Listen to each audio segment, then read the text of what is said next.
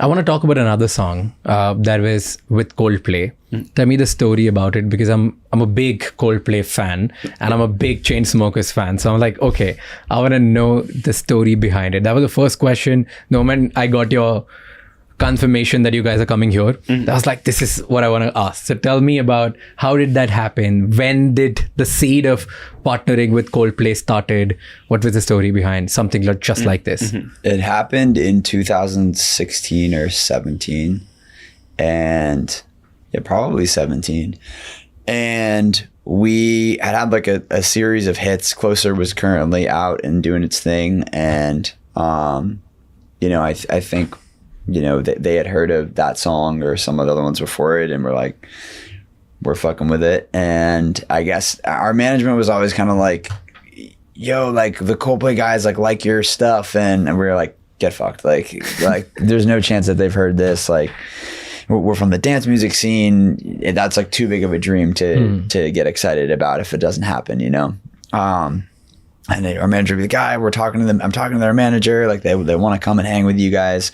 And we're like, all right, man, you just like, whatever, let me know. And then one day we're like, I think he was like 3 days from now, like you got to go to Malibu, cancel all your plans. Chris is going to meet you guys in the studio. And we completely freaked out. We dropped everything, went to Malibu, worked at this beautiful studio called the Woodshed, which was, it's like this beautiful wood shed looking over the ocean, and which is 100 times nicer than any studio we've ever worked in. And I think we were just enamored by the experience at first. Chris came in, we made a little bit of small talk, but we're also like, oh my God, it's him, and he talks like him, and he looks like him, it's him. And that was wild. And we got into writing a song pretty quickly. I think he started by giving us some spiritual advice. What was that advice? He brought us he brought us both these gifts that were like a card that had like a memento to think about during the day. So you'd pull a card and put one there every day. I think that was the gift.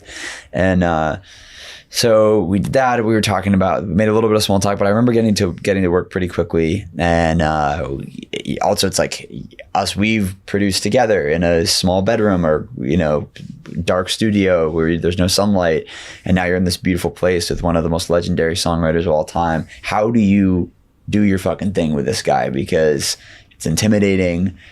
You're trying to feel, with any artist, you're always trying to feel out the room. Like what's the thing that will get them going? How can we supplement that? We always try to kind of be the jack of all trades a little bit in any session that we're in. And we played some chords that, Chris was into, and he ended up writing something that was like pretty cool and catchy. I wish I could figure out where it was now, because it wasn't something just like this.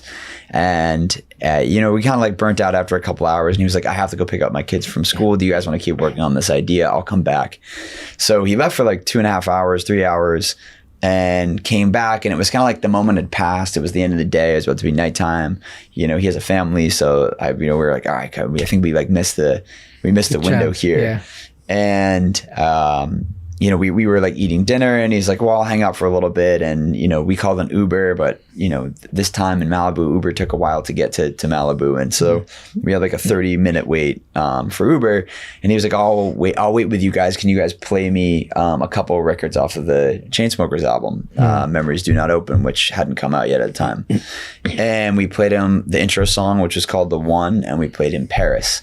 And we could see when we played Paris, he was just like I think he was singing, like, he was like, kind of got remotivated and was like, do you have anything else that we could possibly do together? And I opened my laptop, I Hail Married this session that I was kind of like making like part 2 of like a Roses Closer type of baby with 2 seconds, he was like, that's the song. So canceled the Uber, he plugged in a mic, he started dancing around the room, just like mumbling these lyrics, and you're just kind of sitting there playing things, trying to not like break his concentration. And we watched him just mumble the entire first verse chorus of something just like this. There was no drop at that time, or second verse or whatever, but he just did it all right there really quickly.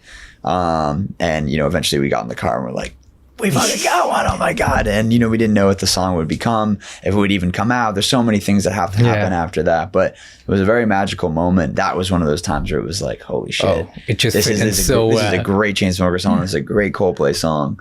Let's get it. Right. Yeah. Thank you so much for watching this clip till the end. For more such amazing, insightful clips, please subscribe to our channel.